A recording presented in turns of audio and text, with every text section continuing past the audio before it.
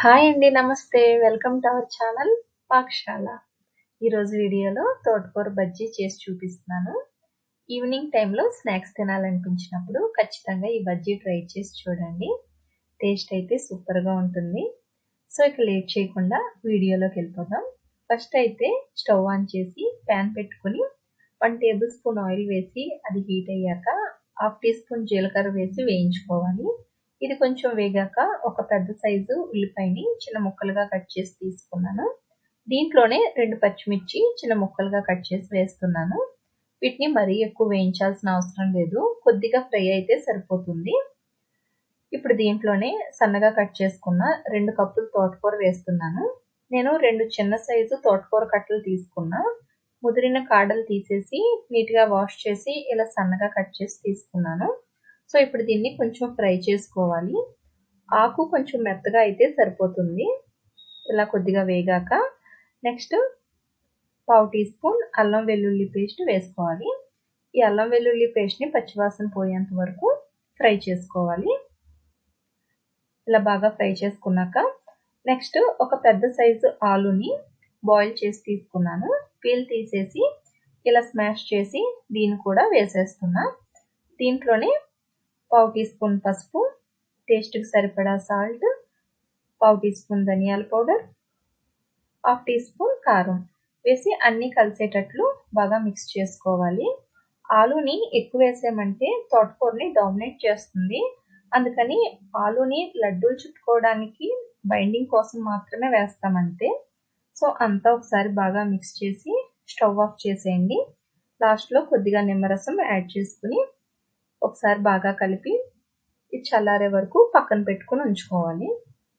Next ఒక bowl తీసుకొని దాంట్లోకి 1 కప్పు శనగపిండి, 1 టేబుల్ స్పూన్ బియ్యపిండి, టేస్ట్కి సరిపడా సాల్ట్, 1/2 టీ స్పూన్ పసుపు, 1/2 టీ స్పూన్ కారం, 1/2 టీ స్పూన్ ధనియాల పొడి వేసి అన్నీ కలిసేలాగా బాగా మిక్స్ చేసుకోవాలి. ఇలా అన్నీ బాగా కలిసిన తర్వాత కొద్దిగా వాటర్ యాడ్ చేసుకుంటూ బజ్జీ పిండిలా కలుపుకోవాలి. వంట సోడా యాడ్ చేయటం మర్చిపోయాను.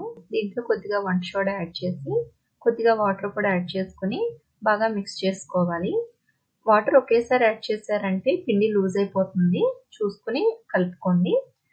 చూడండి, వేలు డిప్ చేసినప్పుడు పిండి వేలికి థిక్గా కోట్ అయి ఉండాలి. పిండిని ఇంకొంచెం థిక్గా కలుపుకున్నా పర్వాలేదు. దీన్ని ఒక 2 నిమిషాలు ప్లేట్ క్లోజ్ చేసుకుని పక్కన పెట్టుకుందాం. నెక్స్ట్ చల్లారిన తోటకూర మిక్స్ని ఒకసారి బాగా కలిపి ఇలా కొద్దిగా తీసుకుని చిన్న ఉండల్లా చేసుకోవాలి. ఇలా ఉండలుగా చేసి ఒక ప్లేట్లోకి పెట్టుకుంటున్నాను. అలాగే అన్నింటినీ రౌండ్గా ఉండలుగా చేసుకుని ప్లేట్లోకి పక్కన పెట్టుకుంటున్నా. నెక్స్ట్ స్టవ్ ఆన్ చేసి కడాయి పెట్టి డీప్ ఫ్రైకి సరిపడా ఆయిల్ పోసి అది హీట్ అయ్యేలోపు ఒకసారి పిండిని చేత్తో బాగా బీట్ చేసుకోవాలి. ఇలా బాగా బీట్ చేసుకున్నాక ఒక్కొక్క ఉండని తీసుకొని పిండిలో డిప్ చేసి ఫ్రై చేసుకోవాలి.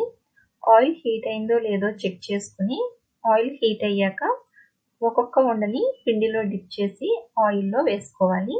ఆయిల్కి సరిపడా బజ్జీలు వేసి ఫ్రై చేసుకోవాలి. ఎక్స్ట్రాగా పడిన పిండిని తీసేసి బజ్జీలు చక్కగా ఈవెన్ కలర్ వచ్చేలా కలుపుతూ ఫ్రై చేసుకోవాలి. మంచి కలర్ వచ్చాక వీటిని టిష్యూ ఉన్న ప్లేట్లోకి తీసేసుకుంటున్నా. అంతేనండి, తోటకూర బజ్జీలు రెడీ అయిపోయాయి. వీటిని వేడివేడిగా తింటే టేస్ట్ అయితే చాలా బాగుంటుంది. లడ్డూలు చేసి ఉంచుకొని మనకి ఎప్పుడు కావాలంటే అప్పుడు బజ్జీలు వేసుకోవచ్చు. సాస్తో సర్వ్ చేసి తింటే టేస్ట్ సూపర్గా ఉంటుంది.